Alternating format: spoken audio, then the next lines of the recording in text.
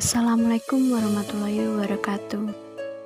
Di sini kami dari kelompok 2 dari mata kuliah Ekonomi Manajerial dengan tema Resiko Ketidakpastian dan Pengambilan Keputusan akan menyampaikan materi melalui video.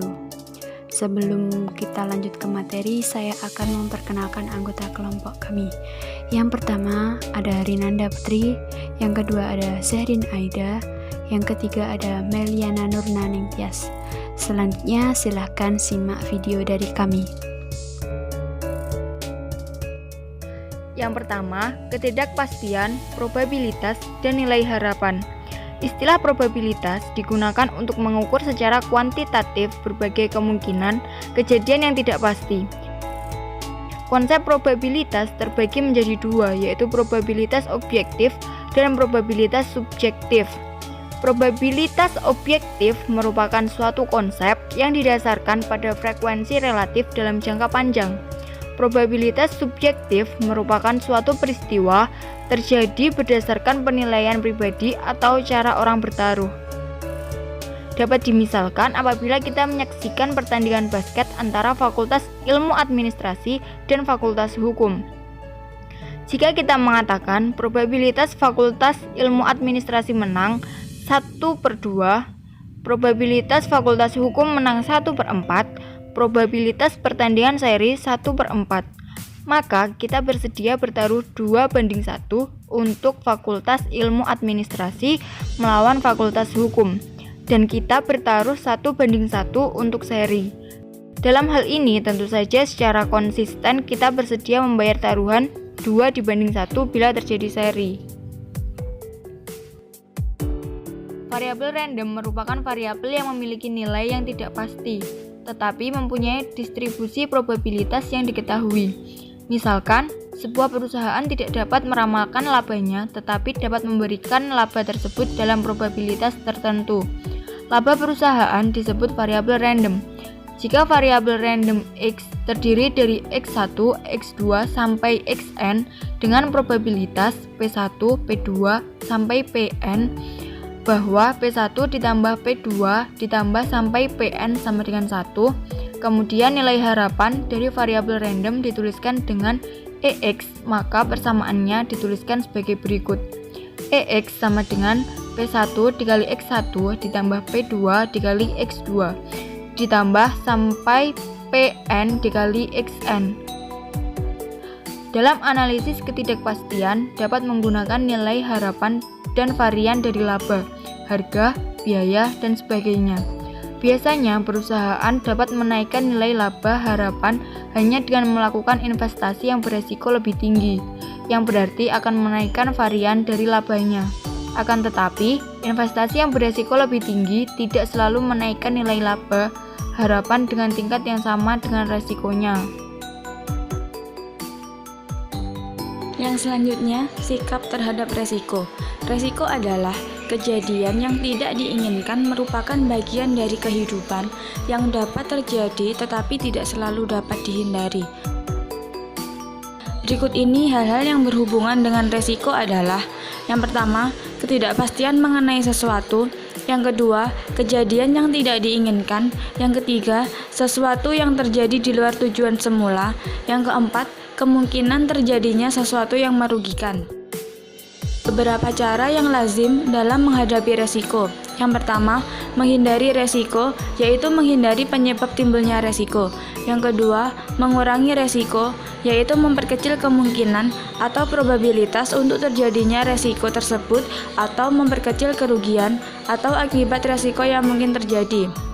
Yang ketiga, mengasuransikan resiko, yaitu memindahkan resiko yang bakal terjadi ke perusahaan asuransi. Beberapa persyaratan yang harus dipenuhi oleh resiko yang diasuransikan adalah: yang pertama, peluang terjadinya resiko tersebut harus dapat diperkirakan. Yang kedua, besarnya kerugian yang timbul oleh resiko tersebut harus dapat terukur. Yang ketiga, resiko atau kerugian tersebut terjadi tidak direkayasa. Yang keempat, resiko atau kerugian tersebar luas di semua wilayah. Yang kelima, Perusahaan asuransi berhak untuk menerima atau menolak resiko yang akan diasuransikan. Yang keenam, perusahaan asuransi dapat menolak untuk membayar resiko yang terlalu kecil, sehingga biaya memproses tagihan atau klaim lebih besar dari tagihan. Dalam menjalankan usaha atau bisnis perusahaan, manajemen dalam menghadapi resiko dapat menentukan sikap terhadap resiko tersebut, yaitu yang pertama, menghindari dari resiko, yang kedua, netral terhadap resiko, yang ketiga, senang bermain dengan resiko. Selanjutnya, saya akan menjelaskan mengenai langkah-langkah dalam pengambilan keputusan. Sebelum menentukan langkah-langkah pengambilan keputusan, sebaiknya kita mengetahui model-model keputusan terlebih dahulu. Model-model keputusan terdiri dari yang pertama ada keputusan dengan kepastian, atau disebut juga dengan model deterministik, seperti data dan informasi dapat ditentukan dan diketahui dengan pasti. Yang kedua ada keputusan dengan ketidakpastian. Contohnya adalah manajer dihadapkan pada situasi yang cukup sulit untuk mengantisipasi kemungkinan terjadinya kejadian lain selain kejadian yang diharapkan. Yang ketiga adalah keputusan dengan konflik. Contohnya adalah alternatif yang tersedia saling bertentangan dan manajer harus mengorbankan salah satunya dengan memilih pilihan yang paling menguntungkan dan paling minimum kerugiannya.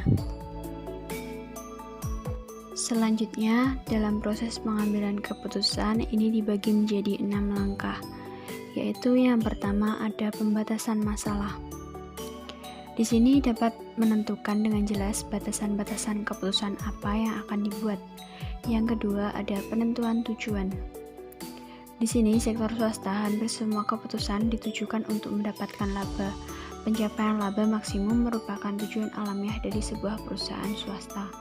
Yang ketiga ada pencarian alternatif. Setelah mengetahui apa yang diinginkan, tentunya akan ditanyakan apa pilihan kita. Seorang pengambil keputusan yang ideal akan membeberkan semua kemungkinan pilihan yang ada dan kemudian memilih satu di antaranya yang akan memberikan hasil yang terbaik bagi pencapaian tujuan. Yang keempat ada peramalan dampak. Pada tahap ini, mengamati bagaimana konsekuensi dari setiap alternatif pilihan. Jika hasil yang diharapkan tidak pasti bagaimana sifatnya, dapatkah informasi yang lebih baik diperoleh untuk meramalkan suatu hasil? Yang kelima, ada penentuan pilihan. Setelah semua analisis selesai dilakukan, maka kemudian menentukan pilihan yang paling diinginkan. Yang keenam, ada analisis sensitivitas. Pada tahap akhir ini perlu diperhatikan bagaimana sifat dari masalah yang menentukan pilihan tindakan yang optimal, bagaimana pengaruh perubahan keadaan-keadaan tertentu terhadap keputusan yang optimal yang diambil, apakah pilihan tersebut peka terhadap perubahan-perubahan variabel ekonomi utama yang terabaikan oleh si pengambil keputusan tersebut. Selanjutnya, ada kegunaan dari analisis sensitivitas, yaitu yang pertama dapat memberikan informasi faktor-faktor kunci dalam permasalahan yang mempengaruhi keputusan. Yang kedua, menelusuri pengaruh perubahan-perubahan variabel yang tidak diyakini manajer. Dan yang ketiga, dapat menghasilkan solusi dalam kasus proses pengulangan pengambilan keputusan jika keadaan-keadaan tertentu dimodifikasi. Selanjutnya, ada pengambilan keputusan dengan resiko. Pengambilan keputusan dengan risiko adalah keputusan dengan keadaan atau kondisi sebagai berikut. Yang pertama, alternatif yang harus dipilih memiliki lebih dari satu kemungkinan hasil. Yang kedua, pengambilan keputusan memiliki lebih dari satu alternatif tindakan atau keputusan yang dapat diambil. Yang ketiga, diasumsikan bahwa pengambilan keputusan mengetahui peluang yang akan terjadi terhadap berbagai tindakan dan hasil. Yang keempat, resiko terjadi karena pengambilan keputusan tidak dapat diketahui dengan pasti walaupun diketahui nilai probabilitasnya. Baik, terima kasih telah menyaksikan video dari kelompok 2. Semoga materi yang kami sampaikan bisa bermanfaat bagi kita semua. Jangan lupa like, komen, dan subscribe ya guys. Wassalamualaikum warahmatullahi wabarakatuh.